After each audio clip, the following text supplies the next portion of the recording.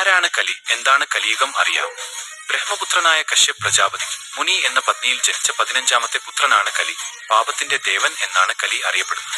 ശ്രീകൃഷ്ണന്റെ സ്വർഗാരോഹണത്തിനു ശേഷം ഭൂമിയിൽ അധർമ്മത്താൽ കലി നടമാടി തുടങ്ങി. കലിയുടെ ഉപദ്രവം താങ്ങാനാവാതെ ജനങ്ങൾ വലഞ്ഞു. അവർ പരീക്ഷിത്ത് മഹാരാജാവിനെ കണ്ട് സങ്കടം ഉണർത്തിച്ചു. അങ്ങനെ പരീക്ഷിത്തും കലിയും തമ്മിൽ ഏറ്റുമുട്ടി.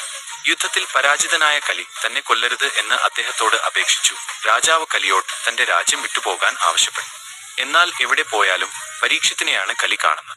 ഭയന്ന് വിറച്ച് ലോകം മുഴുവൻ അലഞ്ഞു നടന്ന കലി വീണ്ടും രാജാവിനെ വന്നു കണ്ടു. തനിക്ക് പോകാൻ ഭൂമിയിൽ ഇടമില്ല എന്ന് കലി അദ്ദേഹത്തോട് പറഞ്ഞു. അതോടെ പരീക്ഷിത്ത് കലിക്ക് 5 സ്ഥാനങ്ങൾ കൽപ്പിച്ചു കൊടുത്തു. ചൂതുകളി, മദ്യപാനം, കാമാസക്തി, ഹിംസ, വൈരം എന്നിവയായിരുന്നു ആ. കാലാന്തരത്തിൽ അധർമ്മം ഈ 5 സ്ഥാനങ്ങളിൽ നിന്നുകൊണ്ട് തന്നെ ഭൂമിയിൽ വ്യാപിച്ചു. കലിയുഗാന്ത്യത്തിൽ ഭൂമി മുഴുവൻ കലിയുടെ അധീനതയിൽ ആകുമെന്നും ധർമ്മം പുനഃസ്ഥാപിക്കാനായി മഹാവിഷ്ണു കൽക്കിയായി അവതരിക്കുമെന്നും പുരാണങ്ങൾ പറയുന്നു.